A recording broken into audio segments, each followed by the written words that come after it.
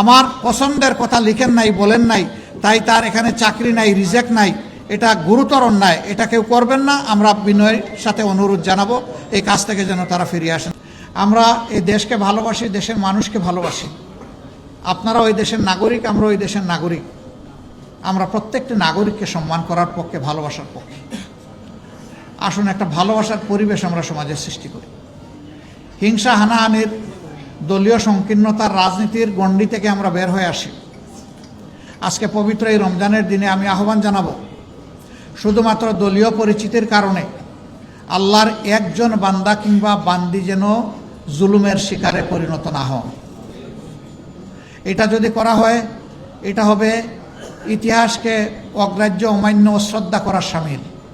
অতীতে যারা যে যুগে যখন এটা করেছেন, তারা ঠিকমতোই আল্লাহ তাআলার পক্ষ থেকে পাওনাটা তারা বুঝে পেয়েছেন।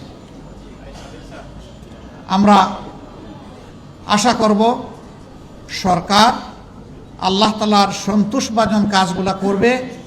যে কাজে আল্লাহ তাআলা অসন্তুষ্ট হন সেই কাজ থেকে নিজেরা বিরত থাকবে এবং দেশবাসীকে রক্ষা করার তারা চেষ্টা করবেন।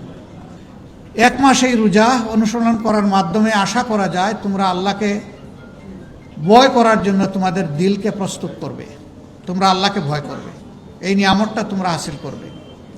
যে মানুষ আল্লাহকে ভয় করে, দুনিয়ার কাউকে তার ভয় করার কোনো প্রয়োজন নাই, প্রশ্নই ওঠে না। এবং যে মানুষ আল্লাহকে ভয় করে, সেই মানুষ যেমন আল্লাহর হকের ব্যাপারে সচেতন থাকে, তেমনিভাবে সমস্ত মানুষের হকের ব্যাপারে, মাখলুকের হকের ব্যাপারে, সৃষ্টির হকের ব্যাপারে সচেতন। যারা এটা করেছেন তাদের প্রতি আমাদের বিনয়ী অনুরোধ, আপনারা এখান থেকে ফিরে আসুন। যারা যেখানে ছিল তাদেরকে পুনর্বহাল করুন। যদি না করেন তাহলে আপনারাই এক নায়কপন্থী শাসন ব্যবস্থা কায়েম করার জন্য এবং ফিসিবাদ ফিরিয়ে আনার জন্য আপনারা দায়ী থাকবেন। এ কাজ যারাই করবেন আমরা তাদেরকে সমর্থন করব না, আমরা এই কাজের নিন্দা জানাই।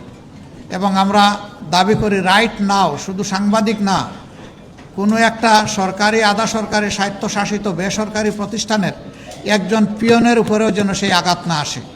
যদি আসে তাহলে এদেশের জনগণকে আমরা সাথে নিয়ে অবশ্যই আমরা প্রতিবাদ করব, প্রতিরোধ আমরা গড়ে তুলব। এটা আমরা মানব না, কোনো অবস্থায় মানব না। আমাদের অঙ্গীকার ছিল স্বাধীন বিচার ব্যবস্থা এবং স্বাধীন গণমাধ্যম, এই দুইটাকে আমরা পূর্ণ স্বাধীনতায় দেখতে চাই। গণমাধ্যম তার মতো করে চর্চা করুক, জনগণ গণমাধ্যমের মেসেজ কীভাবে নেবে এটা জনগণের ব্যাপার। কিন্তু এইখানে কেউ হস্তক্ষেপ করবেন, আমার পছন্দের কথা লিখেন নাই, বলেন নাই, তাই তার এখানে চাকরি নাই, রিজেক্ট নাই, এটা গুরুতর অন্যায়, এটা কেউ করবেন না। আমরা বিনয়ের সাথে অনুরোধ জানাবো এই কাজ থেকে যেন তারা ফিরে আসেন।